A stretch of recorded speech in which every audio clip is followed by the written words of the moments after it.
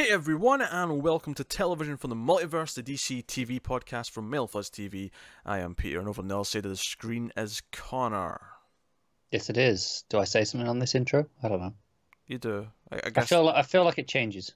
Nah, you always do in this one, but I guess that question will suffice. Yeah. Hey, I said something. It counts.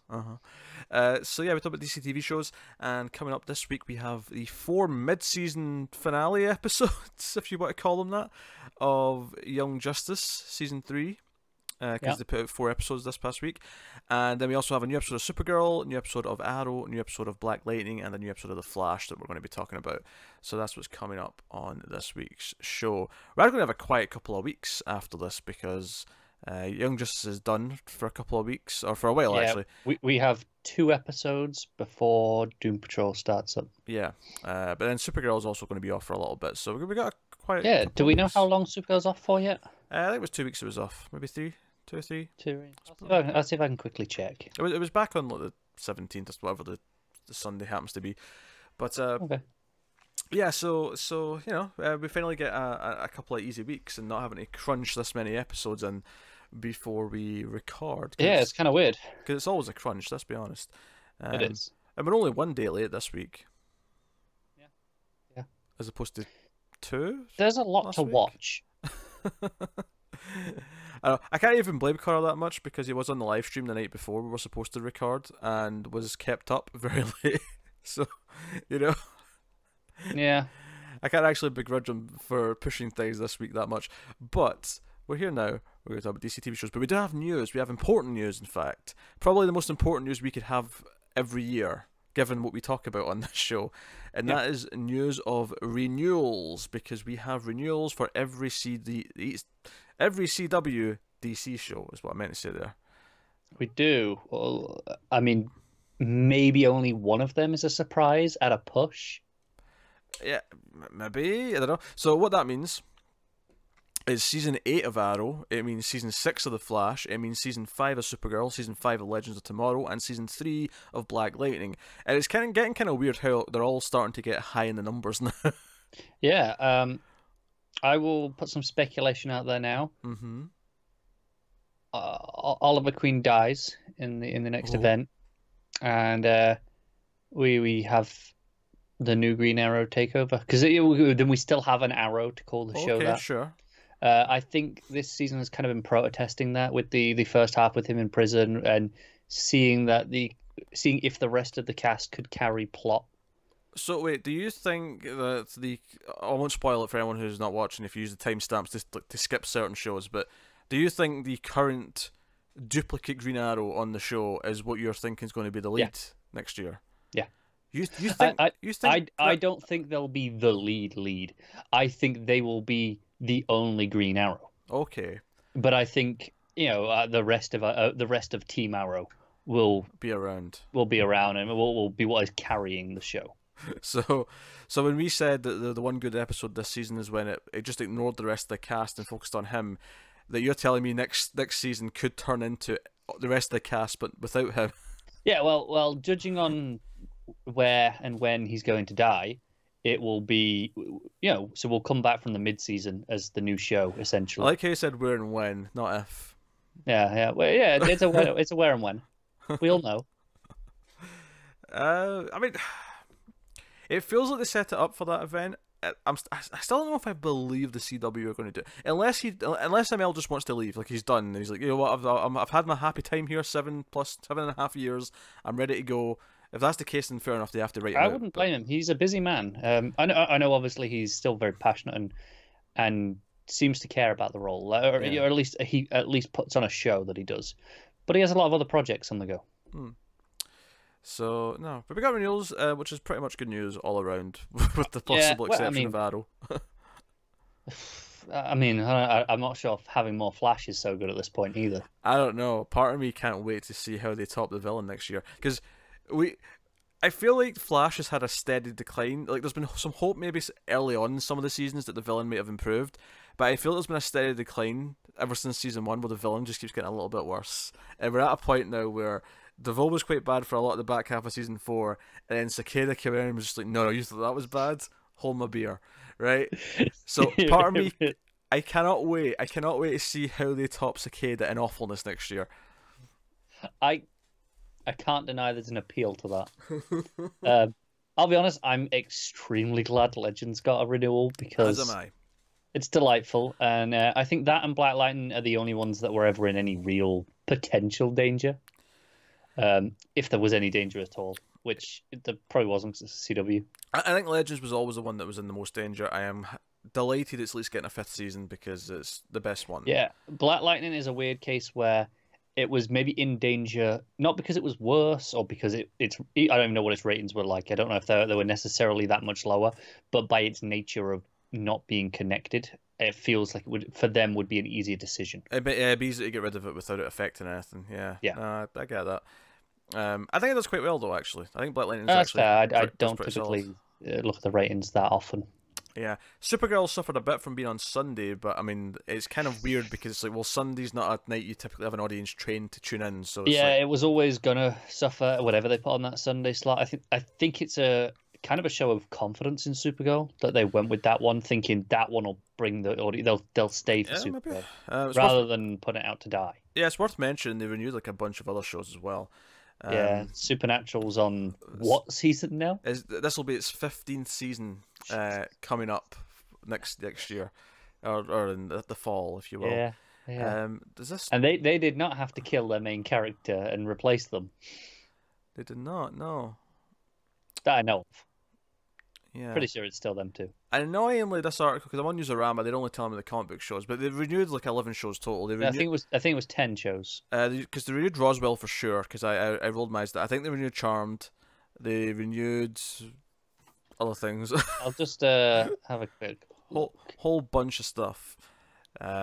So, Supernatural, Supergirl, Arrow, Riverdale, The Flash, Charmed, Legacies. I'm not seeing Roswell on this list. Oh no, it's not Roswell. I think it was Charmed that rolled my eyes out. I think Roswell and the other mid-season shows have not been renewed, but that doesn't mean they won't be. It's just they've not renewed mid-season things yet. Yeah, Legacies that's another Vampire Diaries spin-off. It's a spin-off of a spin-off, yes. Yeah. So that's happening. So yeah, but notably though, the mid-season stuff, they'll probably decide that once they've decided what pilots they want to take, because by the time those seasons finish, they'll have. Yeah, and obviously they already know a few things are ending. Crazy Ex-Girlfriend, Jane the Virgin, iZombie. Yep. So that's 3 slots right away. There you go. Yep. So they don't even necessarily have to end that much if they want to. No, especially not once they got the summer content now as well, because they did actively say that we know we've got that, and we're taking that into consideration. I certainly wouldn't be opposed to 1 or 2 of the DC shows being moved to summer to spread them out a little bit. I'd be okay with Legends being a summer event. Yeah. And just get it all in one block rather than a huge jump. Yeah, it means they could guest on the crossover, but it wouldn't be like a big deal for their shooting schedule because they don't have to be done until X time. They can just block a week out for crossover stuff. Yeah, and it would be special because we wouldn't have seen them in months when we see them in that. Yeah, I mean, part of it is it sucks that I'd have to go all year without them. Mm-hmm. And I guess it would make the ordering the episodes at the end slightly more interesting because Legends wouldn't win every week. That's true. Yes, Black Lightning or Supergirl would win every week, depending on what the Universe or Krypton been on show is. Yeah, those could compete. But hey ho, so so we got renewals, so we have a full slate of content next year, probably with Batwoman added on, because I would not be surprised. So that'll be 7. Let's be honest, I'd be surprised. No, it'd be 6. 6. Yeah, they're on 5 just now. Batwoman's number 6.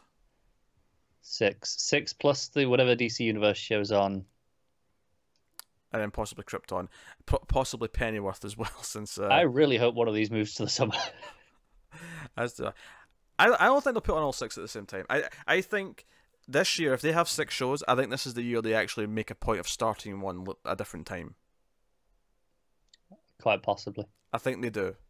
I mean, technically did that with Black Lightning season 1, but that was a weird thing just because it was a mid-season show. This year, same with the first season of Legends, right? Yeah, but after the first seasons, they started them with everything else. and then they've messed with swapping them in and out after Christmas. Yeah, but I can see Batwoman being a mid-season coming in after Crisis. I can maybe say that. The fact that they've got the pilot shooting though in March makes me think that maybe not. Like, it's early enough that they might want to launch it. It's true. I could see they could go either way on this. It depends if they want to set other stuff up from Gotham before the Crisis. It's true. But we'll see. We'll see. Because I wouldn't mind a couple of them moving until later. Like, let's say Legends and Black Lightning become summer shows, or Black Lightning comes back in the fall, Legends comes back in April, but runs till like July, or kind of like that. Spread them out a bit. I get why they want their core three on at the same time for the crossovers and the Trinity. Yeah, that makes sense. Here's the thing: do you see Batwoman becoming the Quadrant? Because part of me thinks that should theoretically be in the same league as the other three rather, rather than being one of the smaller season shows. I think it deserves that, and it will probably get there. I think so. And it's not so much that I don't think the Legends and Black Lightning doesn't deserve it, or it's not so much that I think it should have more episodes, because I think they should all have less. It's just naturally, that's a bad character. Yeah. I feel like those three shows, the core shows, have this prestige because they have the 23 episode seasons when the other two don't. Yeah, I think inherently just having the Bat name attached to it makes it more marketable. It does. Which means, hey, we can sell more ads on this. And there can be Bat villains in it.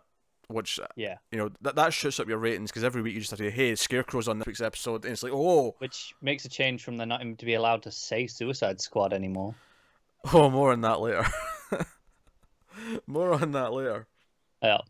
So, yeah, so we got renewals, which is it's nice to get that early. It's nice to know that everything's safe. We did have some other news, which I actually think this news went out when we were recording last week. I think, like either during, maybe even right before, but it was so late that we just missed it. It didn't make it show. But yeah, so Deathstroke's coming to Titans, and he's bringing Hope with him. Okay. They're casting. So for 3 roles, actually, here we go. This is from the hashtag show. Citing a casting call from an unnamed source, the hashtag show reports that Titans is casting 3 roles. Where are we? Jericho, Ravager, and Deathstroke. Ravager sounding like it's Rose, as opposed to what's his face, Grant. Yeah. Which is cool. That separates a bit from what Arrow's done with these characters. And also Jericho could actually maybe be Jericho and not just Jericho in name only. That'd be lovely. But yeah, so they're looking for a Latinx, Asian, or Caucasian male 40 to 55, obviously Deathstroke. And then same races for 18 to 21. Actually, no, to hear with the Caucasian, just Latin or mixed Asian for 18 to 21 for obviously Ravager. And it doesn't actually mention the other one. Jericho, I imagine that will depend on who they cast for Deathstroke. Probably, yeah. Yeah, because Hope is meant to be mixed regardless, so it doesn't really matter. Yeah. Which one they cast, that's true. So yeah, which is actually cool. It makes sense to do the Deathstroke stuff on Titans. I think the only weird thing here is that this implies that these are going to be a big part of season 2, and I'm like, didn't we just spend all season setting up Trigon? Are you sure we didn't talk about this? It was on the TV news. It was on the TV news, okay. You do this every time. You always doubt me. And I'm like, no, it was on the TV news we mentioned this. Whatever. You've got it wrong before. At least once. I have not. I'm sure you have. Never. But yeah, I mean, I think if you've listened to the TV news, I'm pretty sure I said, I'm concerned that this means Trigon is lasting 1 episode. That cut episode from season 1. They kind of somewhat temporarily defeat him, and that'll be that. I think the key word there is temporarily, because I feel like I don't mind them kind of like going into the shadows and like slowly setting things up behind everyone's backs, kind of thing. I don't mind that so much. I'm expecting kind of just banishment again, and he's out there. We'll get back to that at some point, which isn't inherently bad. It just feels really unsatisfying. The only part of that I dislike is the idea of them defeating him. I hope he chooses to leave, and we just don't know what he's doing for a while. That would be better. Although I don't know. I'm not seeing that. But I mean, I'm just being cynical. maybe they'll jug it expertly. I don't know. But I mean, one of the things I actually kind of liked about Titan season 1 was kind of its pace and how it didn't rush through. I mean, regardless of what you thought of what the plot was doing, I kind of liked that it went at a nice sort of decompressed. Let's just take each thing as it comes. I agree with that episode to episode. Looking at the whole season, I want to agree with that. It was missing the ending. I'm not disputing that, but the actual pacing episode to episode I thought was pretty good. I agree. I think though, given it was, even if it had been 13 episodes, I think it might have moved a little too slowly for that. If this had been like 16 or 18 episodes, I'd really agree with you. But hey, so we got Deathstroke and all that. So yeah, I'm excited about this to a point. I like these characters. I think it's exciting to have Rose, which I believe is the first live action version of Rose that I can think of. I would imagine it is. She hasn't showed up on Arrow, has she? No, I don't think so. I think so. Maybe it was a cameo or a random like mention of a daughter or something, but there was no. I don't recall any plot with a Rose. I don't either. But hey, so that's the news, which means we can get on to the first thing we're going to talk about this week in terms of new shows, and that is of course the 4 episodes. God damn it, DC.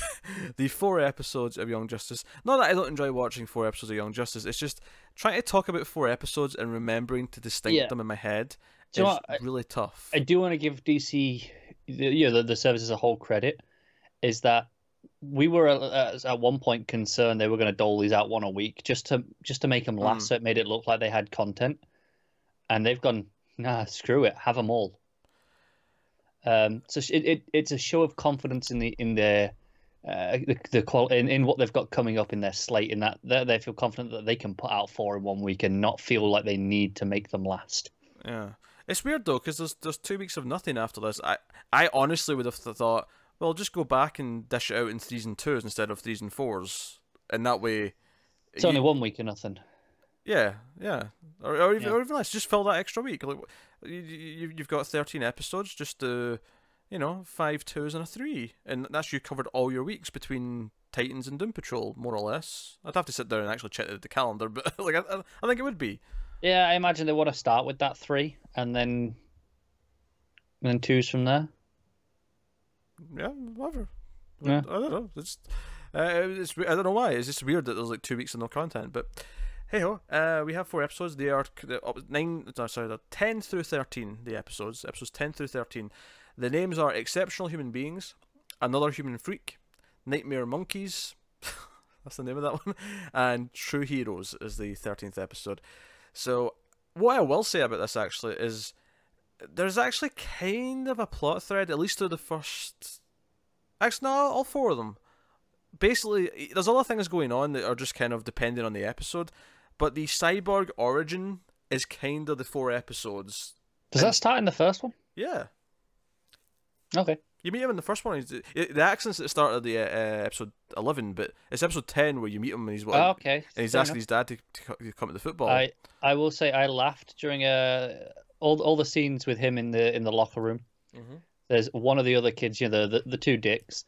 One of them, I mean, it's the same voice actor that does Aqualad and a bunch of the other characters on this show, but he was doing the voice that he does for Cyborg on the Teen Titans show, complete with all the booyahs and stuff like that. And I was just like, this is weird because I'm hearing Cyborg's voice, but that's Victor over there. It was throwing me off. Yeah. So the interest. What's funny actually is that when they started introducing Victor and they were like, "Oh yes, we're doing Cyborg," I was like, "Wait, there's not been a Cyborg in this yet." And I had to stop and think about it and went, "Oh, I guess not. I guess we've not seen Cyborg." Yeah, I laughed because the first time you see him in the hoodie without the sleeves, that's his Smallville costume. Oh god, it's that shitty Smallville costume. It's just him wearing a hoodie. I'm not gonna lie, I don't remember him being on Smallville. Oh, take 2 seconds, Google it right now. You need to see it if you don't remember this, because it is gloriously bad. It is one of the worst superhero costumes ever. Smallville Cyborg. It's so bad. It's just a shitty hoodie. He doesn't have anything in his face. There's no, he doesn't. There's no like part of his head. It's under the skin. Oh my god, that is so cheap. Yeah, I know. Holy crap. It's so bad. I think I'll wipe this from my memory just to save my sanity. I think that's what happened. Yeah. So yeah, so that's kind of plays out over the four episodes. I'd say like in episode 11, it's more the main plot, whereas it's more of a B plot in episode 10, and then it's sort of around as a subplot in the last two episodes again. It kind of plays. It's very separate at first until it eventually kind of ties in with one of the characters. Yeah. And there's I'd probably say that the weakest out of the four probably is the first one. Not because it's bad per se. I just felt it was probably maybe one of the most least focused episodes of the season, and it's like a random mission with Batman, Katana, and Metamorpho going to check out Santa Prisca. Yeah, it's funny that this is Outsiders is the season, right? And this is an Outsiders team. that's as close to a traditional Outsiders team as we've seen so far. Yes. It's just yeah. It's weird. It's fine. They fight Bane, Deathstroke's there, and they get some intel. It's what it is. Yeah, I really liked the Katana versus Shiva fight. That was a lot of fun. Yeah, but I was as I was watching, I felt like it was it was cutting between that. It was cutting between introducing Victor, and then it was cutting between I think some more training with the young with Dick. Yeah. And I was just like, this feels really scattershot compared to normal. I feel like usually it feels more focused in this. It'll have a main plot and then maybe a B plot that's setting something else up. This felt like it was jumping around 3 or 4 equal plots. No, I agree. I think I probably liked everything individually. Yeah, no, there was nothing wrong with any of it. It was just, definitely some nice moments. And Metamorpho had his kind of his Hulk moment from the first Avengers movie. With my secret. I'm always angry, essentially. Yeah, it was also being used as a grapple for both Katana and Batman. They were using his legs. That was kind of cool. Yeah. I'm like, come on, get your own shtick. Plastic Man's got this covered, right? Yeah. And Elongating Man. Sorry, that's not. It's not. We've already got 2. Why not throw a Metamorpho in there as well? I feel like focusing on his stretchy abilities is kind of weird because it makes the other stretchy ones feel redundant because he can do that plus other things. Yeah, he did it during the fight as well, didn't he? Yeah, but he also hardened himself and other things. Yeah, so he it was did like other things and they turn into the gas. It's kind of like when some writers make Superman run as fast as the Flash, and it's like, what are you doing? No. You're making the Flash redundant. Superman is fast, but he's not that fast. I agree. I think the only thing I have to say here in its defense is that they've not been using any of the stretchies. I think they were around at one point. No, that's true. They're not using them, so whatever. But yeah, it's episode 11 where it really becomes Cyborg, where he gets in the accident, he's injured, and his dad has to, fix him. And it neatly intersects with the other, well, at least Halo at the end of the episode. Because I think we'll go back because I think it's episode 10 again. This was one of the little plots that it was cut into. Is they're basically picking names because they're going to enroll in high school. And this was a really fun scene, her picking her name and basically going through all of the last names, and then Wells like, you can just Harper if you want, Yeah, it's fine. So I don't care. Okay, I am Violet Harper. And then he goes outside and has a little moment with Cheshire. He does, yeah. Again, another kind of separate. I mean, obviously it played off that scene because that's where he walked out of, but yeah, again, it felt very. There's a lot of little things. There's like in the locker room with the Victor stuff. That's a little Cisco in there. That's right. Yeah, someone mentioned Cisco. Yeah, it does feel like they're expecting another season. Yeah, it feels like they're setting up Cisco. There's a few things between Cisco. We talked about John and Damien.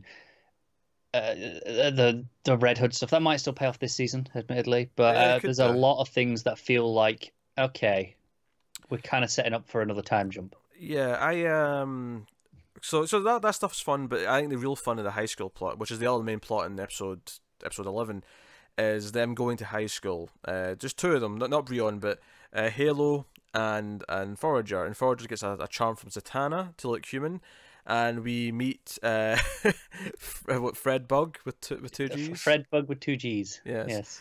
Which he says in full every single time. And it's delightful. And they both of them don't understand that the kids won't like them or think they're weird. They think they're going to make lots of friends and everyone's going to love them. Yeah. And they end up befriending Harper Row. It's weird because I can't remember the last time I saw Harper Row in the comics. Do you know what's weird about this to me is I feel like we're getting to a point now where characters are showing up in adaptations that were created after I started reading comics, and that feels weird to me. Yeah, I remember Harper Row showing up Her first distinctly. appearance, yes, I remember it. Yeah. Same with Miles Morales and Spider-Verse. I'm like, yeah, I read that his first. I never read it because I Yeah. wasn't reading it, but I remember it happening quite distinctly. Yeah, it's weird. We're getting to this point where things are. Even Silencer on Arrow this year. It was like, whoa, Silencer's in it, and that was really quick. That was like, really quick. That was a hell of a turnaround, wasn't it? That was absurdly quick. But yeah, I mean, Emmy's pretty recent. True, yeah, not as recent as Silencer, but sure. Relatively speaking, though, in this conversation. Yeah, if only Emmy on the show had any of the personality of Emiko from the comic.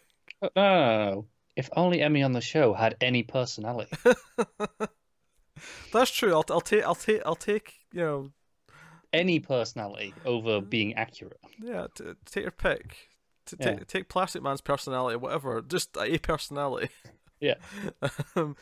But yeah, so all this high school stuff was funny. Typically just really well spirited, and them understanding, not understanding. Harper kind of looking out for them and kind of befriending calling them freaks, but going, hey, that's all right. Yeah, which leads to Halo for the next 2 episodes calling them, says, hey, we should all be, I want to be with the freaks.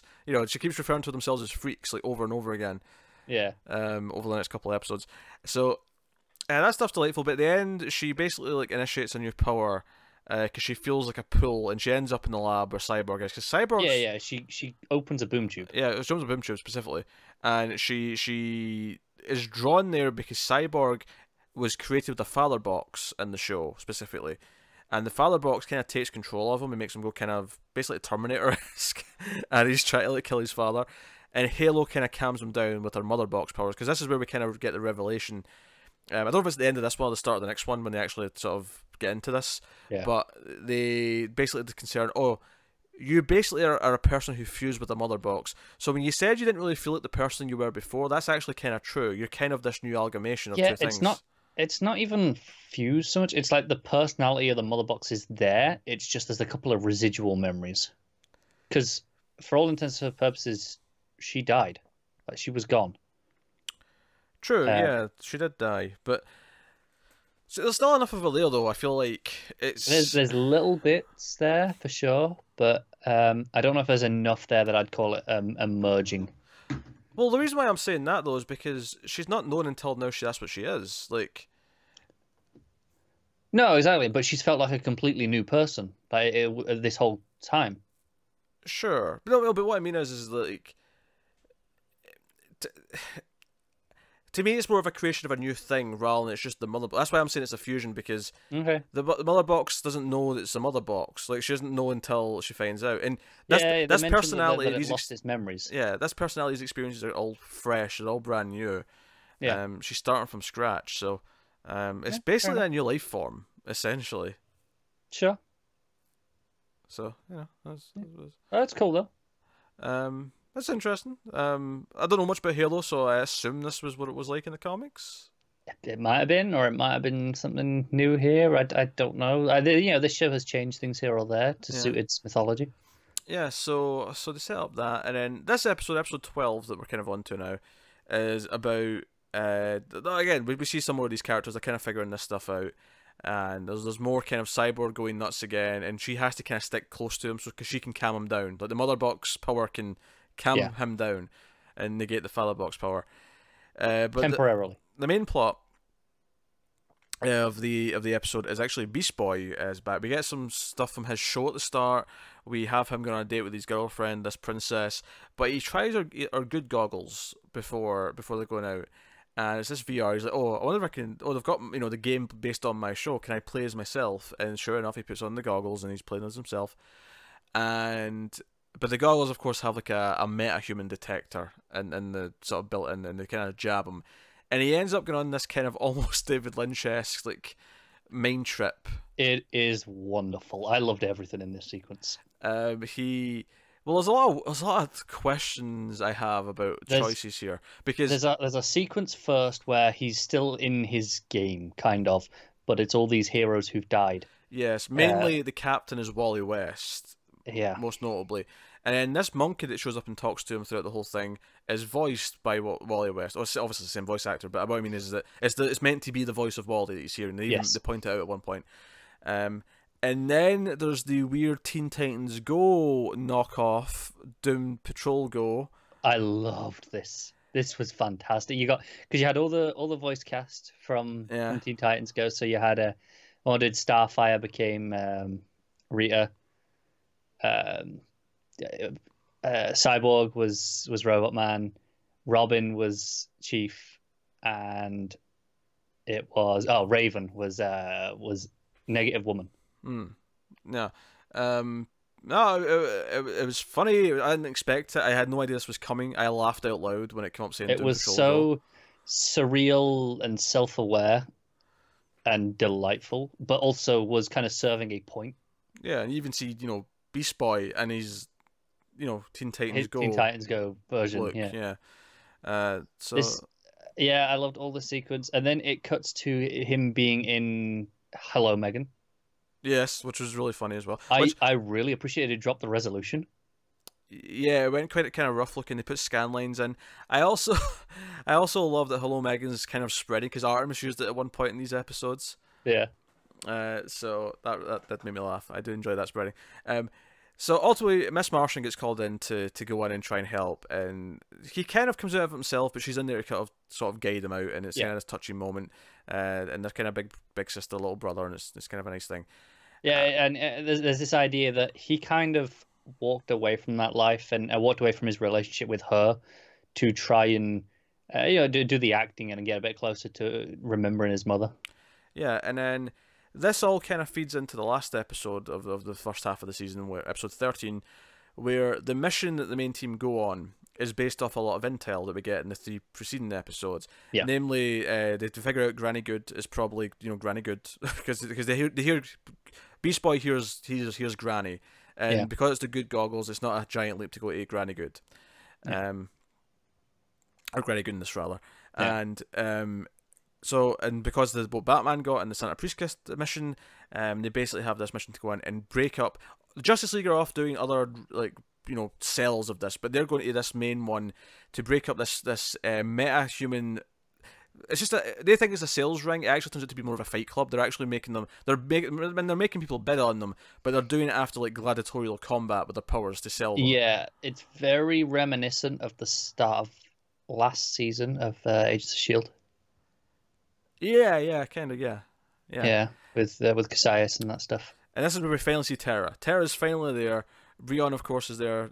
You get very emotional about it, and they have to tell him to calm down because Simon is one of the villains that's controlling things. I loved when Black Lightning just shocks him through the banister. Mm-hmm. Yeah, because they do that thing where you can tell he's sensing that someone's getting emotional, and he's looking for it in the crowd. He's like, "Oh, who is that? Who's standing out to me? Who's caring this much?" Yeah. And then that's when Black Lightning, quick thinking, just grabs the banister and just sends a shock through it around because they're on it's like a big ring and he just sends it around. Worth noting, everyone's wearing Court of Owls masks. A lot of people are. I don't know if everyone was. Oh well, yeah. I mean, a lot of them, including them. The known villains weren't. No, the known villains weren't, but all the nobodies in the crowd. Yeah, all the bidders presumably were all wearing Court of Owls masks. Yeah. I noted that. It was actually, as soon as Dick was going over why they knew everything, one of the things that cut to Barbara, and she'd done some hacking as Oracle, one of the things on the computer screen was a Court of Owls mask, and I went, is that a Court of Owls mask? Yeah, I did the same. So they break out Terra, and the team's like, no, we have to go back in, because we saved her first, but this is about saving everyone. So the team go back in, they've all got the sort of deep black outfits on. There's a really nice moment in the limo bio ship where Brion takes off his mask to Terra, and there's a moment of, okay, how's she going to react? Is she going to be cautious here, or just jump straight in? Yeah, because she seems very friendly, because her and Brion end up showing up to help the rest of the main heroes because they're starting to get their asses kicked, and it's a bit of a group effort. They win, they save all the metas and bring them back. And I was thinking through all of this that Terra seems a lot more likable here than she typically does. And I was thinking, are they changing this? Are they not going down this path? And then, of course, the final cliffhanger of the mid-season is that she phones Deathstroke or texts Deathstroke and says, I'm in. and I'm like, okay, they're doing it. They're totally doing it. She's there undercover for Deathstroke. The only thing they've really changed is she's not a complete dick anyway, because in the comics she's already kind of an asshole to everyone, even though she's undercover. Yeah, it teased it a little bit earlier on in, I don't know if it was this episode or one of the earlier ones with Cassandra at the League of Shadows. Where she's like, oh, there's an empty bunk there. It's like, yeah, Terra had a change of heart or whatever it was. And it was like, okay, so she definitely has a history with them here. And presumably willingly as well, if she had a room like this. Yeah. So I was like, okay, has she actually had a change of heart? Are we changing the story? But no, this is more interesting by doing the normal thing in a weird way. Yeah. So obviously that's exciting. We're doing, like, it's funny because we're talking about Titans doing Deathstroke next season in the news, but we're doing Deathstroke here in Young Justice, and we're doing the Terra story seemingly. Yeah, some variation of it. I mean, don't get me wrong. I don't expect Deathstroke and Terra to be at it. Oh, well, it'll be weird. Yeah, I don't think they're going to do the whole underage sex thing, but I hope not. But that's it. Actually, I want to talk about when Cyborg gets blown up in his accident before he becomes Cyborg. Can I just say how much more violent that like his body was? See when they lift up the rubble and half of his face is like been like blown Smushed. off, and you see his skull, you see blood. I was like, obviously it can only look so violent because it's a 2D animation, but this is surprisingly brutal for what I expect to see in a show like this. It just shows again that they know this is not really for kids. This is more just for DC fans. Yeah, and it's one of these weird things where the first 2 seasons were on Cartoon Network, right? So they were a lot tamer. They weren't like, oh, this is a kids show. They never were like just that. But they were never this explicit. Whereas now they're like, screw it, we know our audience. Let's just be true to it. Yeah, I think even having that episode last time with threatening to kill all the babies that came from Justice League members. Yeah, and there was a time I mentioned the neck snapping with Halo. Even though we knew she'd come back, we actually saw. We talked about that extensively about how kind of violent that was. Yeah, but it doesn't feel like it's being gratuitous and over the top just because it can. It always feels in the moment. No, it's not been every episode. It's not been constantly. It's just been where it... Because that thing about killing all the babies, it's not even something that stuck out to me. It was just afterwards when I was thinking about it, I was like, that's actually a really dark concept that you wouldn't typically see in a kid's show. It's something that it really sets it apart from Titans in this regard, in that Titans felt like, oh, we can be edgy, so let's do it, right? Whereas and they did it a lot. Whereas this feels like, no, we can do it, so we will do it. But we'll do it where it'll have impact. It still feels like it's true to the show that it was, but it's grown a little bit with the characters and just is a bit more mature. Yeah, but it still definitely feels like the same show. Yeah. So no, I'm intrigued by the final cliffhanger. There was it's solid 4 episodes. As much as I think the first one was maybe the weakest episode of the season because of how scattershot it felt, but I liked everything in it, and then the 3 after that were all great. So. Yeah, it was great stuff. I've really enjoyed this first half of the season. I was a little concerned as to how this was going to end, if it would feel like a mid-season, given that... I think it does. I think that cliffhanger works as a mid-season. No, it does. I was going to say, I was concerned, given that I don't know if they knew this was going to be split in production and this was just kind of a decision. But given that it feels like, okay, no, this is the new team coming together here, because that's how we end, with them going... Yeah, Dick going, hey, all of them, I think they're kind of ready for the team. And then this cliffhanger of, oh no, there's more going on. It really works. Do you know what I like about it as well? I feel like the serialization has gotten better each season, and I would say that again this year. I say this year as if it was on last year. But this season... Just because you watched it last year. This season, though, it feels like it's streamlined its serialization to where it feels even more like a proper TV show, in the sense that, I look at these 13 episodes, and it starts off with the Markovia stuff, we introduced Breon and Halo, and then it's all about them kind of like integrating into the team and training and learning as we set up other things, and then ultimately bookended with finally finding Terra. It feels like it's bookended neatly. The story. Do you know what I want to say is really impressive? Mm-hmm. Just how much has been fit into this journey of 13 20-minute episodes. It feels like it's done a lot with its runtime, and not in a way that feels rushed. Yeah, it's impressive. Yeah, I'm still not entirely sure how they decided to do the Twin Peaks style end credits where it just cuts to a silent thing with piano music. But Yeah. Oh, that was the other thing as well. Wolf finally did something. Oh yeah, because Cyborg went crazy in the house and he had to try and defend. He protected them. Yeah. Because Wolf's a good boy. Which is the other thing. Obviously we kind of skipped over this, but in the last episode, Halo permanently fixes his father box problems. Yeah, and she kind of accepts who she is. It was the idea that Mother Box can't process emotions as in the same way that a person can. And it kind of goes, it understands that the emotions are, they're overwhelming, there's a lot of them, but they're powerful, and it's what's probably channeling a lot of the powers in the long run. And to be fair, I think you can stop calling Halo it. And I know why you said that, because we're talking about Mother Box, but... No, I was specifically referring to the Mother Box side of things there. Yeah, but that's the thing, though, she's not just a Mother Box anymore. That's true. Where it gets kind of weird, because she is a living, breathing person now. She just also not to make another reference that I usually do, but it's kind of like Dawn being the Key in the hit television show Buffy the Vampire Slayer. She was the Key, but then she became a person, and that was still a real person, despite the fact that she has this mystical sort of, backstory. So that was a fine quality reference, if I do say so myself. But that was... It would be if you hadn't made that specific reference too many times. I've never made that reference Dawn being the Key too many times. Oh yeah, no, I've jokingly brought up Dawn being the Key, but I have many times. I have never used Dawn being the Key as a story point in a reference. No, exactly, and now it's a whole Boy Who Cried Wolf situation. You've done Dawn as the Key too many times that now when it has actual relevance and weight, I disregard it because you're just doing it because you can. Why do you think I actually get approval for these references? I don't care. I just want to know how much I disapprove. Okay, that's fine. It's fine. The audience is with me. Buffy references. I don't know about that. Buffy references are a staple of our content, and they shall not go away.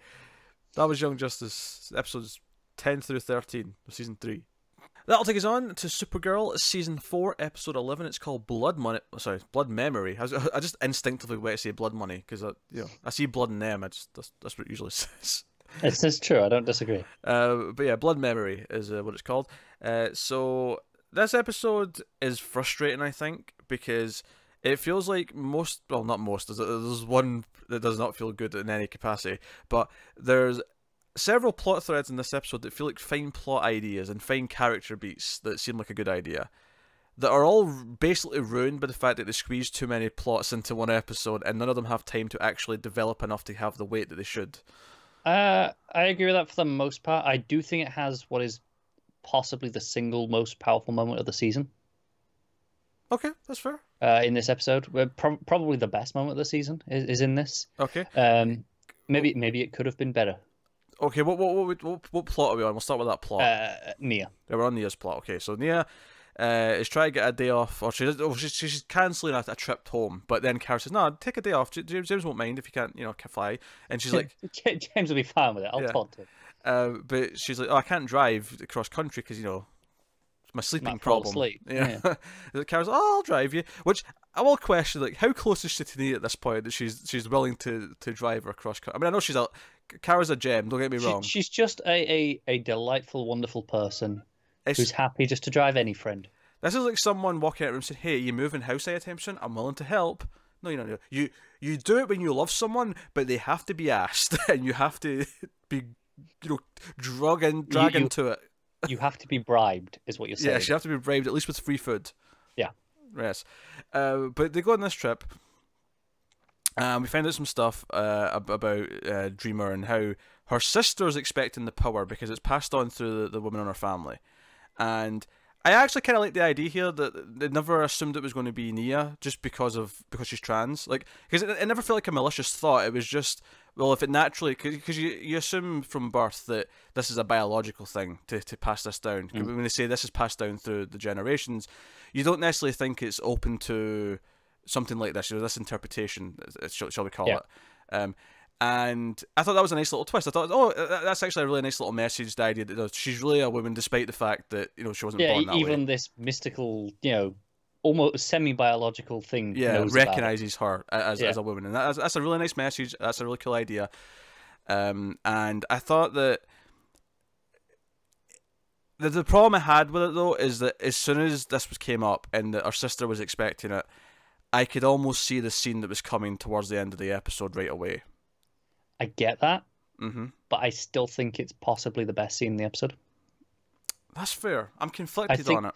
I think a lot of the stuff leading up to it murkies it, but the moment itself, I think, lands. Because I think all the stuff where she dreams about her mother, dying with the paint and the spider. And not interpreting it right because there's cobwebs there. Should have known about the spiders. Bizarrely, I just felt like we didn't spend enough time with the mother or the family as a whole to give it as much. Didn't care when she died. Yeah, I felt like that for the argument with the sister to have weight, I felt like I had to see if we'd known that sister for a few episodes and we'd seen if just not that she needed to have plot, but we'd seen her interact with her a few times. Do you know what? I don't even need that. Just knowing that she had a sister that thought she was getting the powers, and that she'd been hiding, not intentionally not telling her yet, because that's only brought up in this episode, right? Yeah. If that had been a thing going, that would have been enough. But they have the argument where she gets really upset because she realised there's this big thing where the it's not, as Supergirl puts it, it's not the actual Children of Liberty. It's just like people who want to be in the Children of Liberty, wannabes basically. Yeah, and they got the dogs. They attacked the funeral home or the the for funeral home. Was it a funeral home? You know what I mean? It's more of the ceremony. Yeah, memorial. Ceremony. Yeah, it was a memorial because it was meant to be like a town fair or something like that. They turned into a memorial. Yeah, harvest festival. And there's a moment where Nia saves someone, and it becomes obvious to saves the sister. Yeah, but it becomes obvious to her sister that she's got the power, right? Yeah. And she confronts her about it at the end, and we get to this thing where she yells out, "You're not even a real woman," right? That's the line of dialogue. And like I like the concept of this scene. I like the idea of this scene. I don't think they made us care enough about the family before this point to make it really click. I agree with everything you just said, except I think it landed better for me from Nia's perspective. Okay, sure. Her reaction to it is what made it work.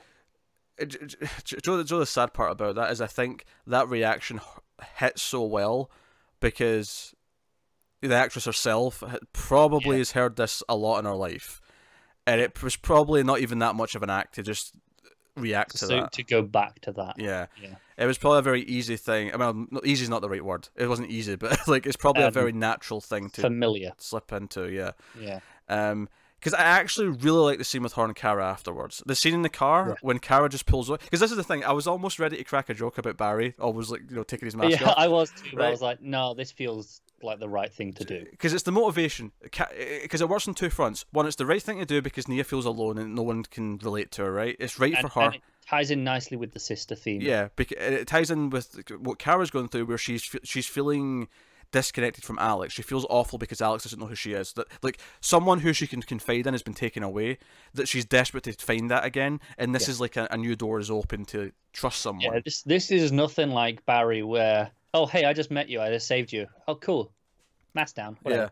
Yeah, this felt like it was motivated by the character journey right now, and that is like way more than Barry ever has on Flash when he pulls his mask off.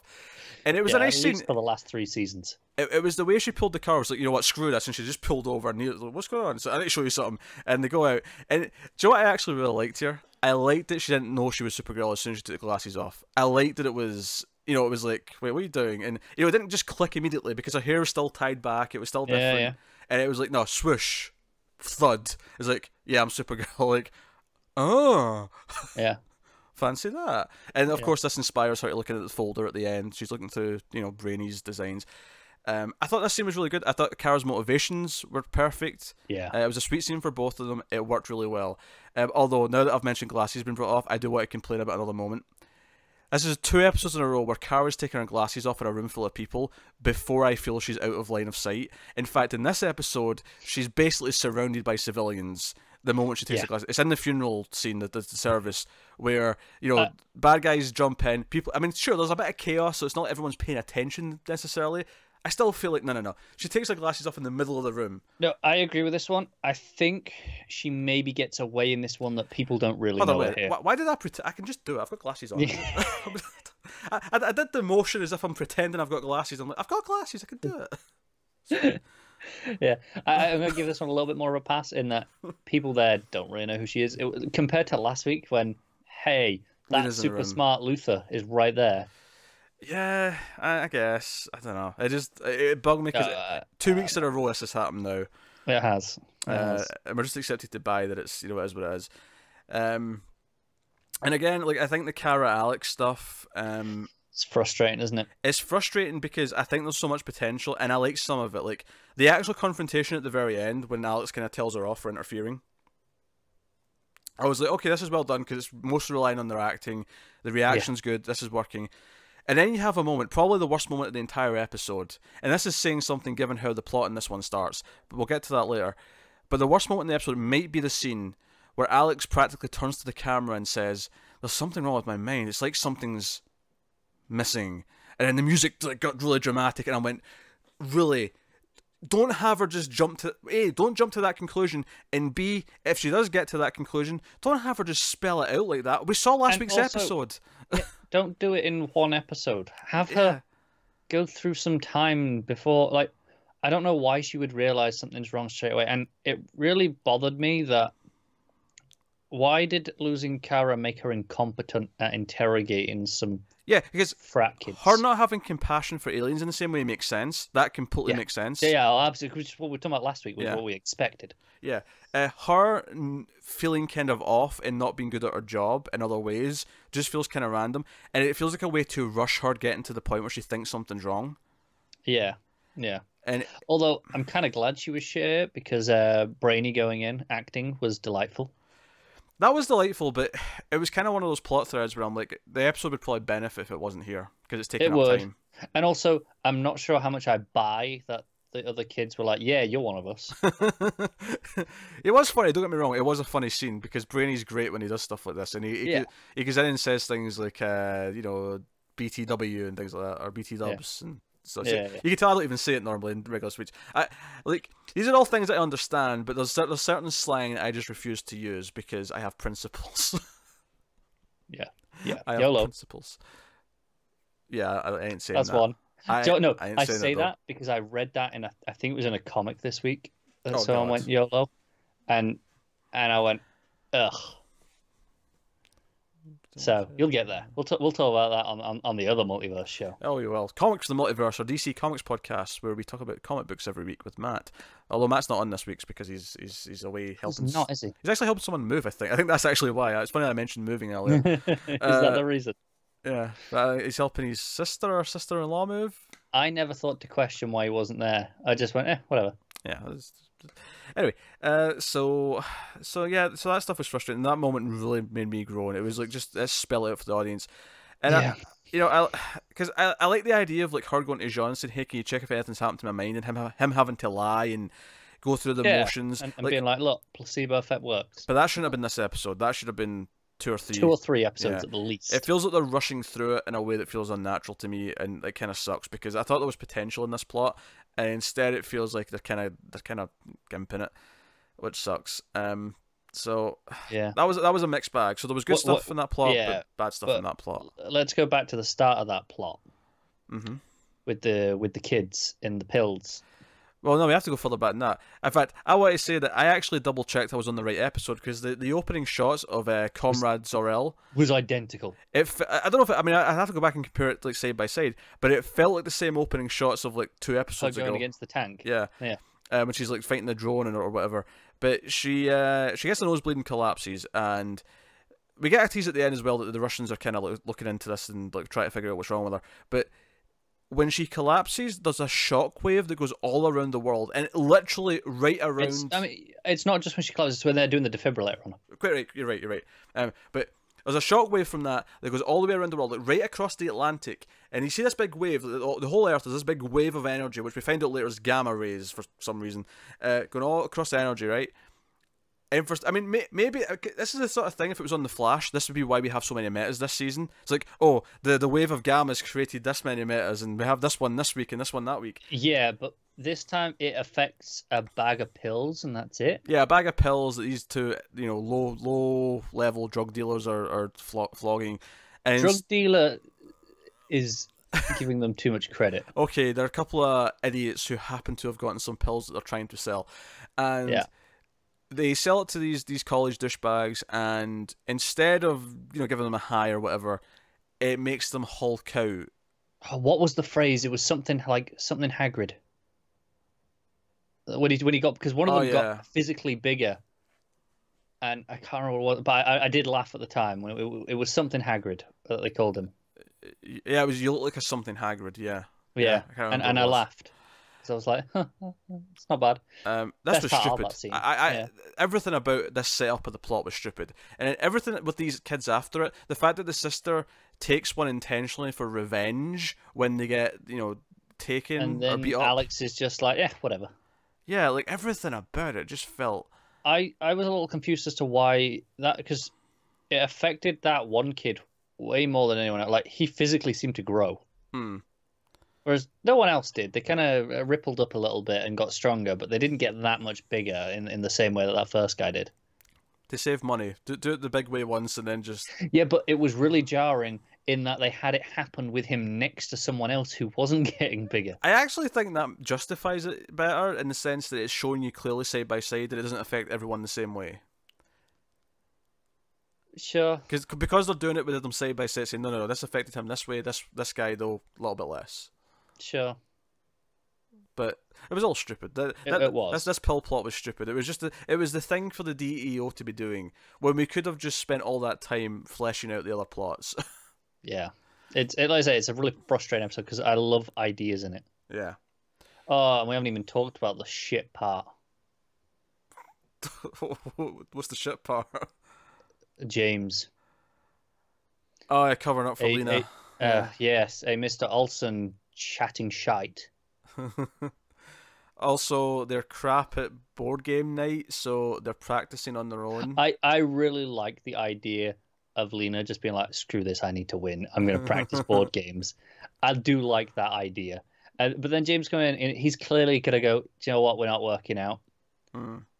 Or something to that effect. And she's like, look, I know we got problems, but we can be great together.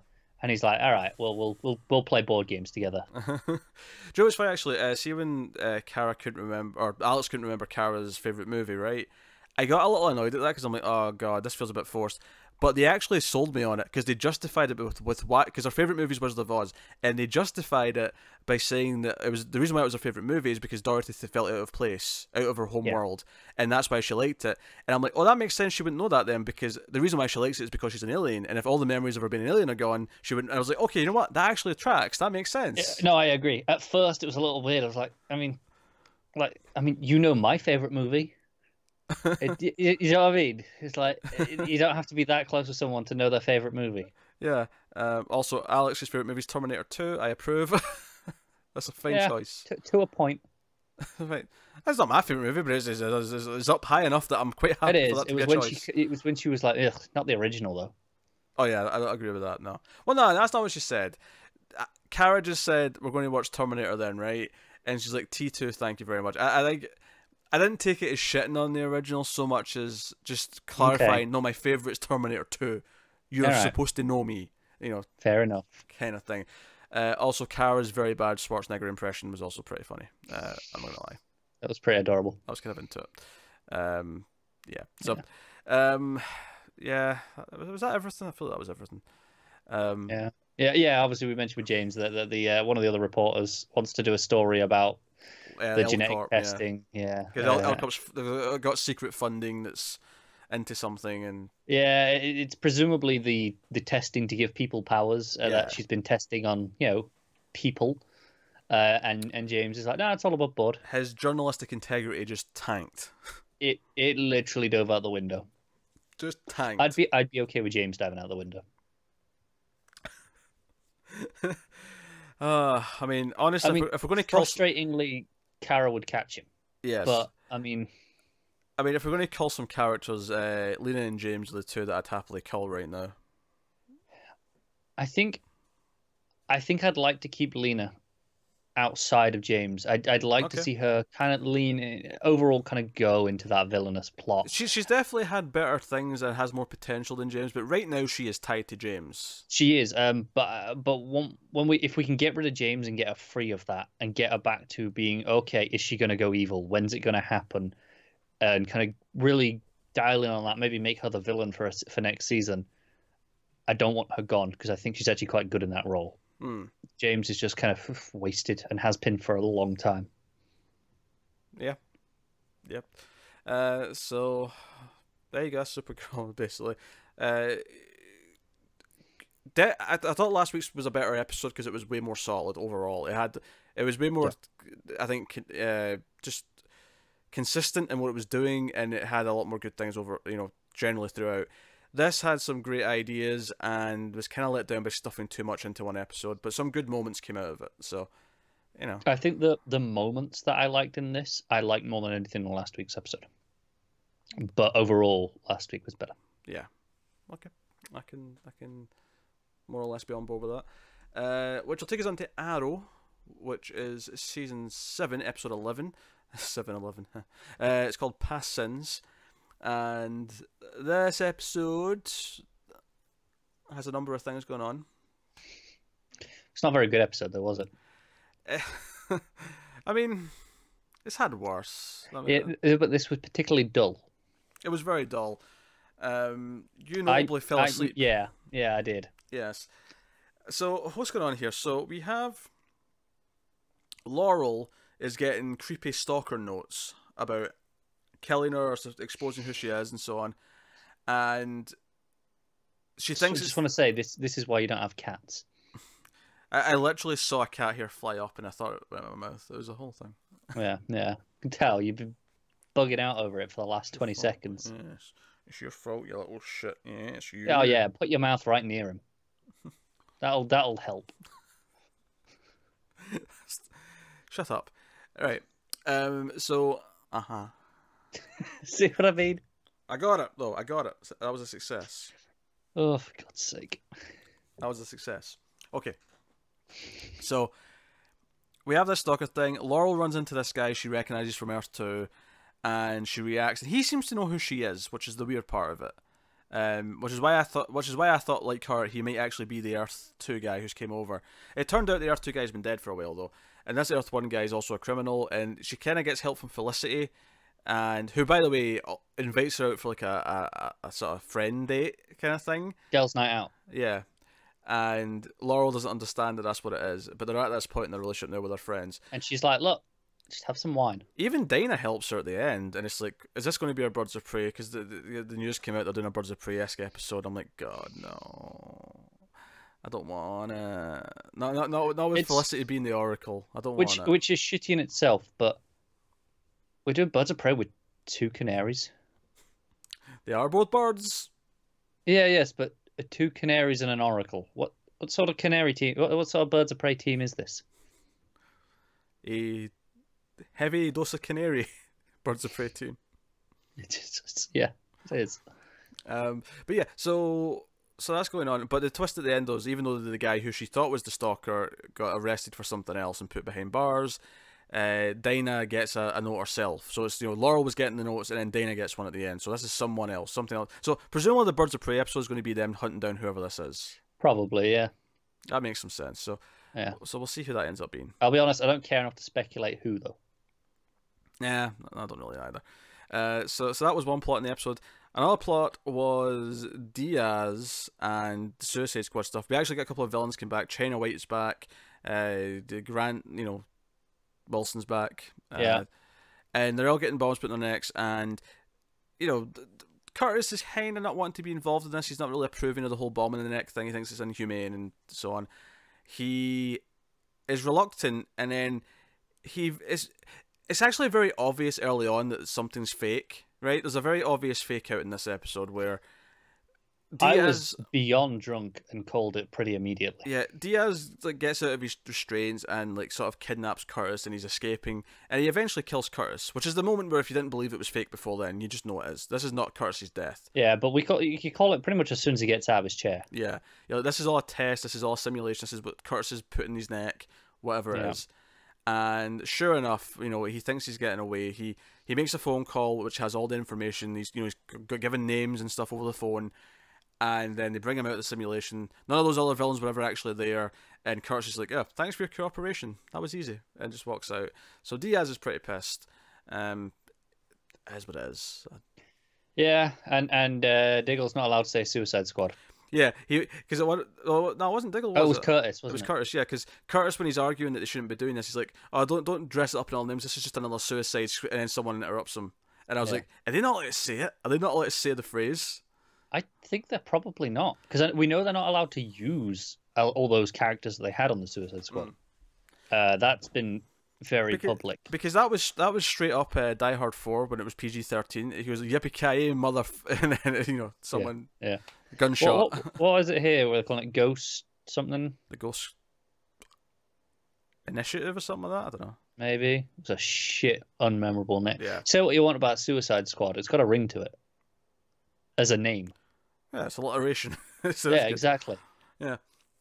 So and it wasn't the Ghost Gang. I can tell you that. Yeah, it wasn't that. So that's that plot, and the main plot, if you want to call it that, they seem kind of even, to be honest, between them this episode. Told you, they're trying to spend less and less time on Ollie. There's basically the bodyguard who Robert Queen shot in the raft. His son is basically went crazy because he wants justice for his father, and he's attacking people who were involved or whatever. Everyone, getting to Oliver Queen. It's anyone all about who revenge. is culpable. Yeah. And he's electrifying people. He's got this tech that's zapping them. Yeah, because the conversation that Oliver had with the doctor in the cells in Slabside, those have leaked, which is why they know about this truth now. Because up till now they just thought he died on the ship with everyone else. Yeah.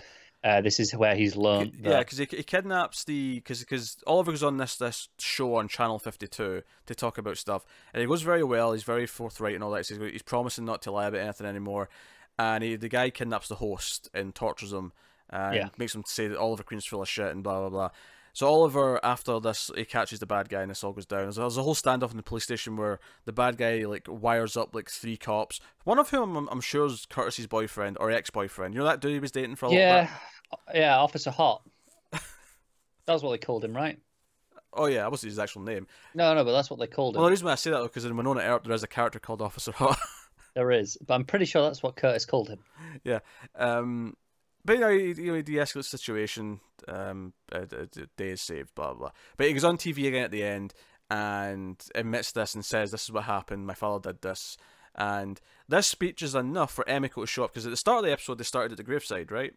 Well, more or less, it flashback to it after. Flashback during this interview, and you were like, because last week you were saying to me, "Oh, I think this will be the whole episode flashing back to that," and I went, "No, just this interview." They should have done that, but they didn't. Yeah, but I was right, just that interview. So so she shows up at the end because she didn't want to talk to him. She wants nothing to do with him. But at the end of the episode, she shows up and says, "Hey, what you said on TV took guts." And it's like there's a dialogue opening up between Oliver and Emiko, so that's going to progress from there. Yeah, it's hard to give a shit. It's hard to give a shit. That was basically Arrow. There's nothing even that funny to make jokes about this. Do you know what's really bad here is I fell asleep. Mm-hmm. And I don't know how much of that I didn't see. But all of it was so predictable that I think I saw most of it. Or at least I can picture most of it. Even though I know I didn't see all of it because I woke up when the end music started. And I knocked a drink when I woke up because I jumped. Mm-hmm. But I can't have been asleep that long. Notice there was no effort on his part to go back and make sure he'd watched all of it. Look, I made the effort to get drunk again for Flash, and we chose. Look, we could watch that last. I could watch that last 15 minutes of Arrow again, or I could join you on the live stream in a very drunken state. Yes, which was one of those was clearly the better choice. Mm-hmm. Yep. Well, that was Arrow. That'll take us on then to Black Lightning Season 2, Episode 11. It's called The Book of Secrets, Chapter 1, Prodigal Son. So, this episode, Khalil's in the hospital, dying, and in fact, at the end of the episode, does die. Bit of a send-off. Which, I guess, he was a regular for this year, but this was 11 out of 16, so that's not a bad that's good enough ratio, I guess. I'll be honest, I'm kind of glad. Yeah, like it was the weakest part of the show. I think his send off was decent though. The way it was handled was pretty decent. You know, in terms of the emotion of it, in terms of the little final scene he got. I think it suffered in that I inherently didn't care. Even though everything was handled fine, it didn't have any of the weight that it was supposed to. Yeah, that's fair. I thought the episode was pretty good in the sense that it handled it with the right kind of tone and emotion. Sure. And the horror of everyone as they walk in the hospital room and sees, you know, his back patched up after his spine's been ripped out. Yeah. And could have done with more spine rippage. And there's all these like, you know, attempts by Len and so on to try and like, you know, take him in, put him in a pod or whatever, but it doesn't work. Like they're all false hopes. Ultimately, that's him. He's dead at the end. Yeah. And we you know, Jennifer takes him into her mind space that we've seen her do with the other, you know, with the therapist, to give him like one last moment. Because I actually really like the final moment. They're in the mind space together and he just disappears because he's just not there anymore. Yeah. I thought that was a really great way to like show the final moment of death. It was way better than every other cliche. Just here's the beep on the heart monitor, right? Exactly, yeah. Because I thought they were going to, because we hear the heartbeat throughout the episode. Yeah, it's there. It was teasing us with it, and I'm glad they didn't do that because it's overplayed and cliche, isn't it? I think it was more devastating as well because she's in there with him. It's like he's normal again. He's alive and he's well and but he just disappears because from that perspective inside her head, that's what it would appear like. You know, instead of building up to the moment of death and crying out, it was like no, everything seemed happy and then gone. Yeah, I like that. I thought it was well done. But I'm digging that Tobias has kind of assembled a new team, right? Because I really like Todd by RJ Seiler. He I think he's got a nice. I said this last time, but he's got a nice semi-villainous streak to him. Semi-villainous, but also just the right amount of like in over his head to make it kind of work. Yeah.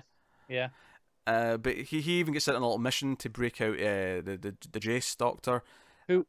You know, they mentioned her working in I think it was Markovia before. Yeah. And I put it together. I was like, this is the same Doctor that's in Young Justice. Yes, I know. I never occurred to me either. It just clicked to me like in this episode. I went, oh. Do you know what it is? Because she doesn't have the accent in this episode. In this.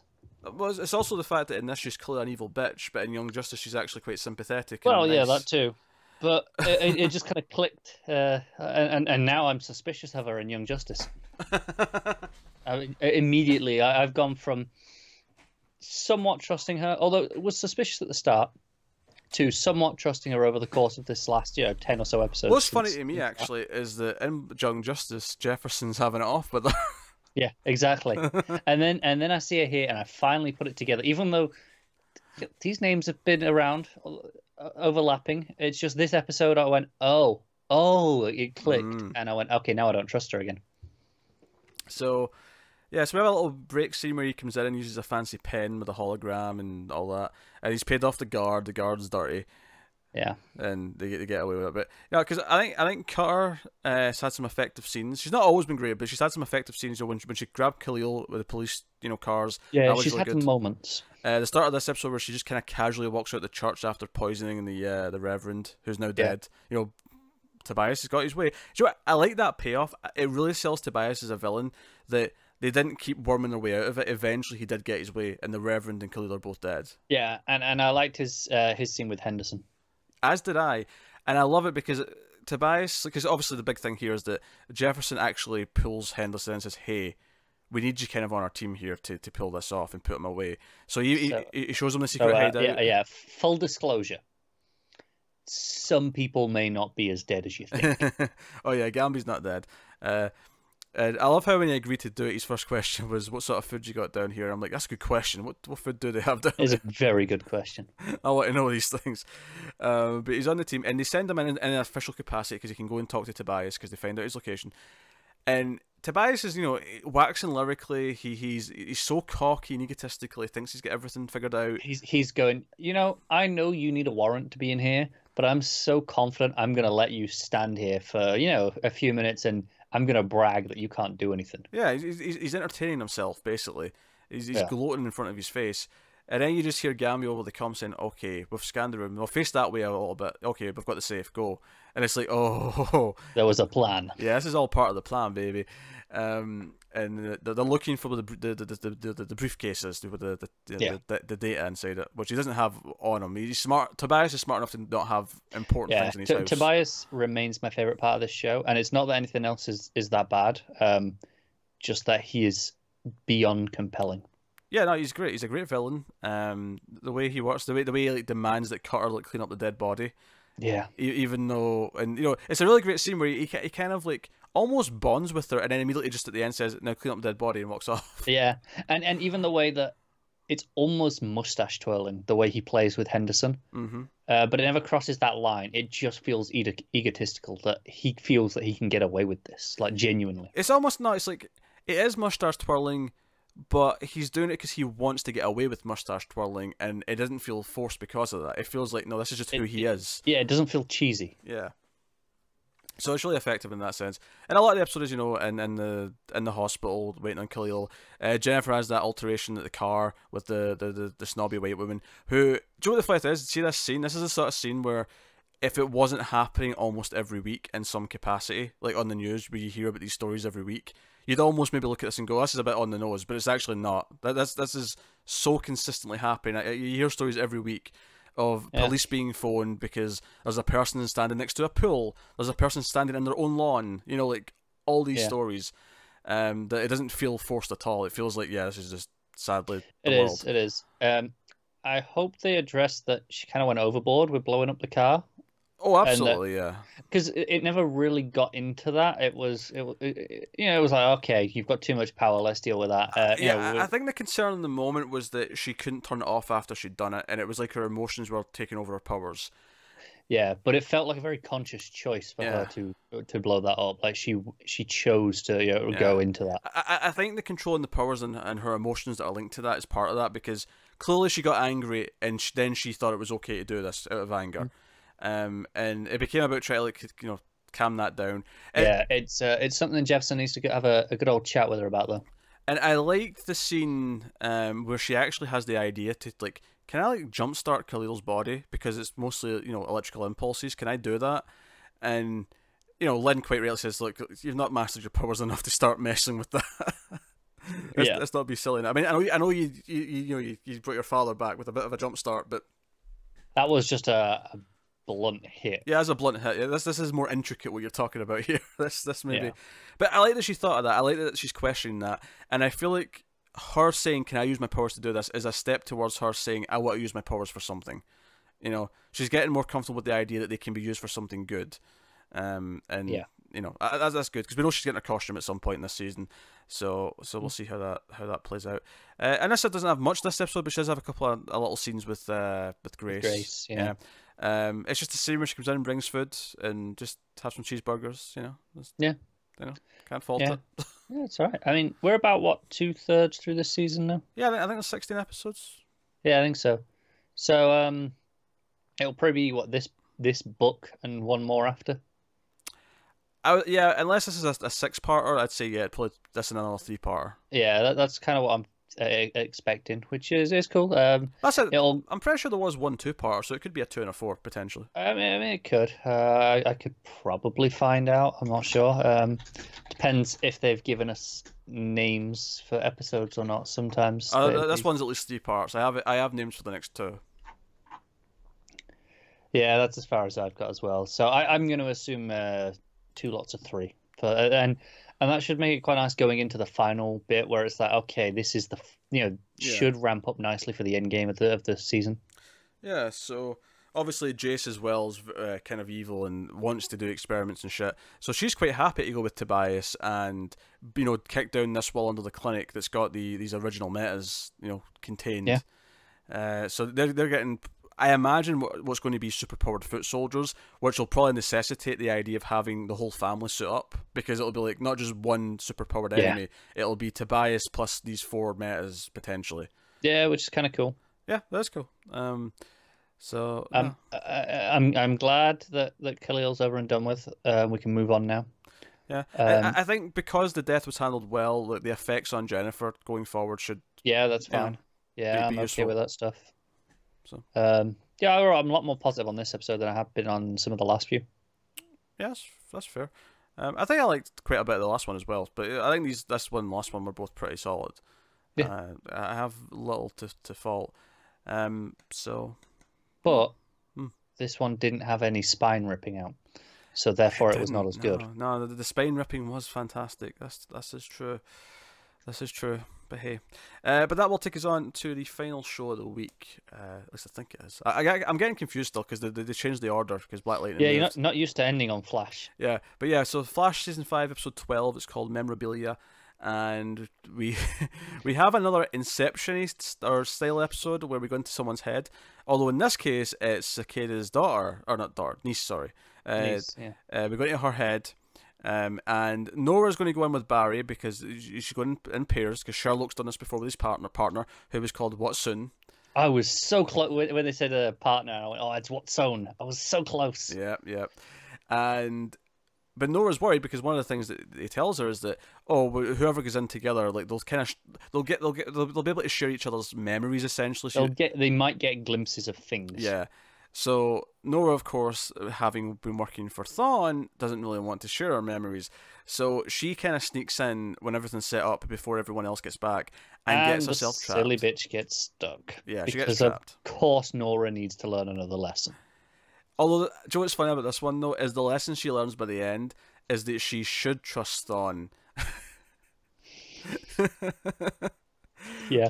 Because she says that ultimately it's worth it to trust them. Because she's like recording like an audio log. She's got like a fancy Gideon like armband thing on. Yeah, which I don't remember. Yeah, I think it's new. I don't remember this showing up before, but she's got this thing on, and she goes in, and then of course we actually have a weird scene at the start where everyone's ice skating for some reason. Ah, there wasn't there? That was weird. Yeah. My God, how have you got this more cat hair? But no, it was really weird and just kind of like I guess they rented out an ice rink for the night. Not the characters, the showmakers. Yeah, the show. Yeah, I mean, there's extras. Ilska, a busy ice rink. Yeah. I guess they got a good deal for a night, and they were like, "Hey." They just wanted to do some exposition in a place that wasn't the lab for a change. I'm telling you, all the extras were just crew members, and they were like, "Hey, go have some fun." Very possibly. Like makeup and hair people, stuff like that. It's like, hey, your job's done. Go out on the ice. But anyway, so once they get inside her head, once we're inside the kid's head, we start seeing like memories the kid has from when she's been in a coma, like around her. We see at the police station, like when she's surrounded by cops, and we actually get to hear the infamous moment, the moment where Cicada says, "Every meta will die." We get that scene again, and it was glorious. I was cheering throughout this. And then the weird things get weird because Barry and Iris going after her, but they end up in Nora's head instead of the kid's head, and they end up seeing like the Flash Museum, and Barry's like geeking out because there's like action figures and comics and all sorts of things. He's like, "Oh, look at all this memorabilia! This is great." Yeah. And then they get chased by a costume, by an empty Reverse Flash outfit, which is like Nora's defense system inside her head, apparently. Because of course. And they also see Iris being a horrible mother to young Nora and telling her not to play with Flash toys, and she's a terrible child for caring about the Flash. And she is actually a terrible mother in this scene. And basically, they kind of ignore they've done this before, of course, but they ignore every rule they've ever had about time travel because basically to fix what's in Nora's head, Iris just makes the choice there and then, I'm going to be a better mother than this, and that changes her memories, like Nora's memories of the future. And then we see a scene where she's a much better mother. She still lied to her about who Barry is, but like she's not demonizing the Flash. No, and I hate this. It's the idea that Iris kind of ends up being a bad mother anyway, but not our choice. Obviously, she's like, "Oh no, I'm going to be a good mother. I'm going to be better." And then whatever happens with Barry just messes her up. It messes her up so much that she kind of accidentally becomes this bad mother anyway. I feel like it was more interesting. So you like that idea more? I did. I I don't like. Oh, Iris should be an awful mother, but the idea that losing Barry really messed her up so much that she kind of neglected her daughter. Speaking of things going into the future, though, it's worth mentioning that Iris, for some reason, all of a sudden is trying to start her own paper, and she's bought an office across from Ralph's office, his PI office. Yeah. And they notice, basically, Nora's like, "Wait a minute, you didn't start this paper till 2021," and then she checks the date on the thing, and it changes. to 2019, and it's like, wait a minute, we're speeding the timeline up here. Crisis won't necessarily, because this is clearly what this is for. This is to tell us that Crisis doesn't have to wait till 2024. That's what it's saying. I mean, and to be fair, this as an idea has been there since the start of the show. Like, Barry becoming the Flash years earlier than he was supposed to already sped things up. And, so by its nature, the show has this, things can speed up and change kind of built in from the start. So I'm not annoyed about this. Which is fine. But I think this one specifically is here at this time to say, hey, that thing Crisis on the paper can speed up. This vanishing can happen soon. And that makes sense. So that's Does cool. that change how old Nora is? Because assuming Nora still exists, that's true. Then she has to be conceived earlier. If Barry vanishes earlier, that's kind of how this has to work, right? Although if not, then she just ceases to exist because she didn't happen. It proves. It would arguably be proof that he comes back. If let's say she still has the same birthday. Yeah, that's true. Mm-hmm. Yeah, that would work. So there are things, yeah. I'm picking up the cable that I knocked down when I was trying to grab the cat because he's been a mess. Cats are the worst. But yeah, so like that stuff's fine. Like, all right, this wasn't a bad episode, like compared to the last couple. The last couple were really bad. This wasn't good though. I still got hammered and needed to be hammered. It wasn't good, but it felt more focused. I felt like it actually had like a thing going for it. Where it had, okay, sure, we've done this Inception thing before, but it was fun seeing the Flash Museum. It was like these ideas were okay. I was laughing out loud because Nora's like going around with the kid and trying to like convince her, and the kid realizes that, oh wait, you're the Flash daughter. I hate you. I hate metas, and it turns out the kid also hates metas. The kid despises metas on a racist level that is absurd, and then calls in the cicada version of her father or uncle because we see him early on. He's got like just the breather on, and he takes it off, and he's like, "Oh hey, young girl," and he's like hugging her. I don't remember her name, which is why I'm saying young girl, and he's hugging her and all that, and whatever. I want to say Emily, but I don't think it is. I don't think it's Emily. I'm getting Emily from somewhere. Probably not this show. It's Grace. But but then he comes in as Cicada. It's like her defense mechanism. She's summoning Cicada to fight her, and her powers actually go away in her head, which whatever. But so that's the thing. But then after that, and this is the thing, it happened after Iris changed things by deciding to be a better mother, because we know that Cicada only happens this early, and it's only him because Nora changed the timeline when she came back. So it stood to reason that maybe it would change again because Iris has changed things. I don't think it is. I think that was just wishful thinking that we're losing Chris Klein, because Chris Klein is atrocious in this. He's actually laughable bad. He is really bad. Every line out of his mouth is terrible. It is actually shocking how bad he is. Could they not afford anyone better?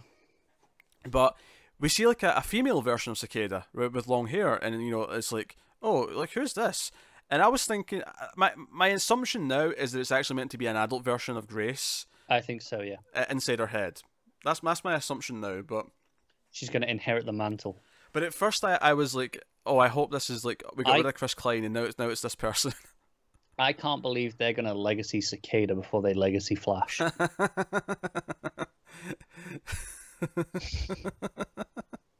So the fact is, though, we could totally get a scene of Nora going back to her timeline, and it's Grace who's Cicada now in the future. We totally could. Was it 2042 or whatever she's coming from? Yeah. Something like that, yeah. Yeah. Well, that's a point. She's only meant to be like 21, and she's like, the actress is like 32.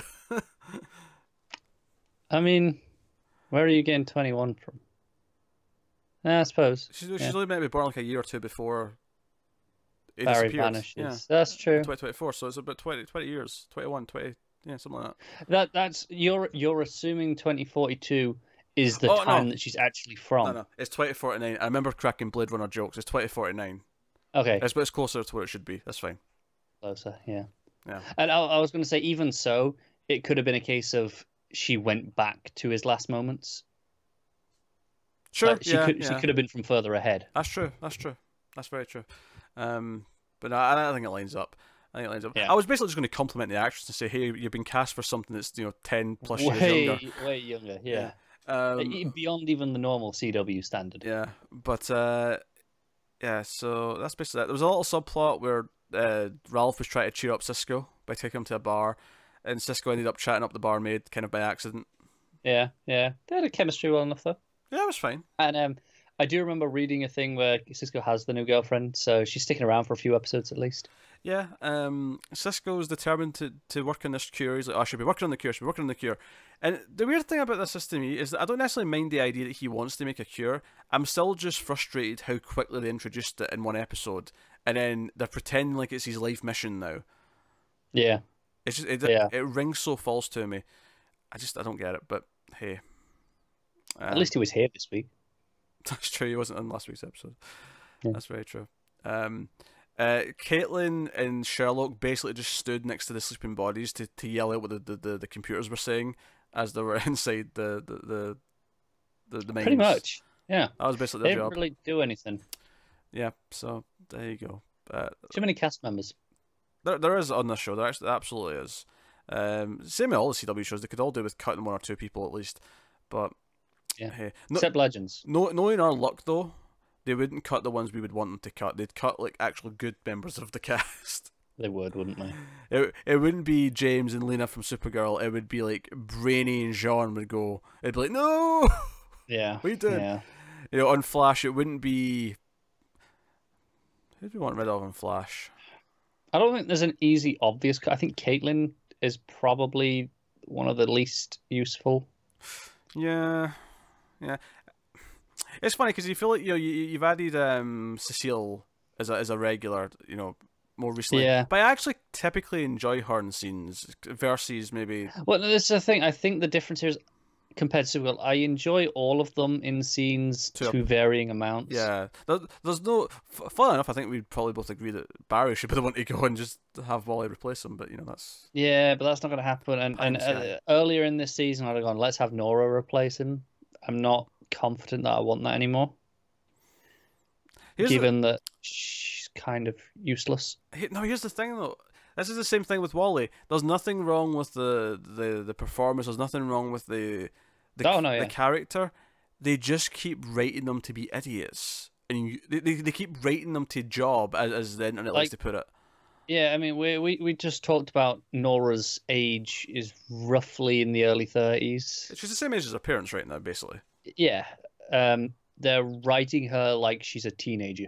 Yeah, it's weird, but it is what it is. I don't know. And then Arrow, they would cut Renee and probably Dinah. I like Dinah. Yeah. They'd cut those two, but keep Felicity. We want Felicity and Diggle gone. I'll tell you who I want to show up though. I want Stanley to show back up. Who may be the one sending the notes actually. What if he's the one sending the notes? Not to go back into Arrow when we're talking about Flash, but. There could be. Because Crazy Stanley, a comment pointed out last week, it's Crazy Stanley still out there. Is he the big bad? Oh, I'd love it. But I think I would too. So yeah, so Flash wasn't terrible, but it was better than the last couple, but still lots of head scratching moments, lots of like weird things, bad acting from Cicada, bad acting from the kid. Although the kid's still better than Chris Klein, just for the record. So. Because there were scenes in this where she was yelling at Nora saying, I hate metas, I want you all to die. And that's when it got really bad, when she was yelling emotionally. That's when it got really bad. Yeah. So, but I mean, she's had at least one good scene in this season. Chris Klein hasn't. Take that back. Every meta will die. That's an enjoyable scene. It's not a good scene. There is a difference. Oh well, that's Flash. That takes us on to the part of the show where we pick our favourite episode of TV of the week. Oh, favourite DC TV show of the week. Yes.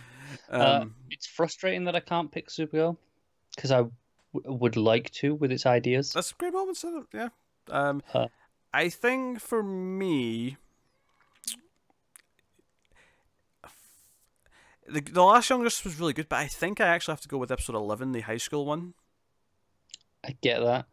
I'm going to go with episode 12 because all of this stuff in Gar's head I loved. But that's some of my favourite stuff this season. Fair enough. There you go. That was a quick section. But that is the show. That has been television from the multiverse. You can, of course, check out the other multiverse shows. We have two other ones. We have Comics from the Multiverse, which is all DC Comics that we talk about, which is usually me, Connor, and Matt. And then we also have Elsewhere in the Multiverse, which is comic books from other publishers. So we do some Marvel, some Image, Dark Horse, that sort of thing. Just whatever me and Connor happen to be reading, basically. Yeah. And we talk about that. So obviously, lightest show next week. What will we have? We'll have the Supergirl. No, we won't have Supergirl. We'll have Flash, Arrow, and Black Lightning, I think, and then we'll have at least an animated Batman episode as well. If anything else happens to be taking a week off, then that's when we'll start slotting in either Gotham or Flash. 90s Flash, yeah. So that's the plan, because we know it's a couple of quieter weeks before Doom Patrol hits. Although I'm looking forward to Doom Patrol. Yeah, I am too. But, basically just based off that appearance in Titans and them replacing the 1 week link. I don't know if there's been a proper trailer for Doom Patrol. I know there was the first look teasers for the characters. Yeah, they've been doing those little teasers on Twitter or whatever, or Instagram. Yeah, which I didn't really bother watching because I saw them all in the Titans show. I got enough. And I know there was a couple that weren't in it, but it's just like quick flashes of images. It's just like here's the person, here's who they are on the mask or whatever, and here's the name. Right. It wasn't much to it. So there hasn't been a proper trailer. I don't think so. Okay, cool. I don't know if we need one, to be honest. No, I don't know. It's weird for them to launch a show without having it. Because obviously we got the Titans trailer. That's true. We got a couple of Titans trailers. Yeah, we got a couple of Young Justice. And Titans trailers did not do anything any good for that show. So I mean, maybe they've learned a lesson. Yes, but yeah, you want to try and get new people. This is true.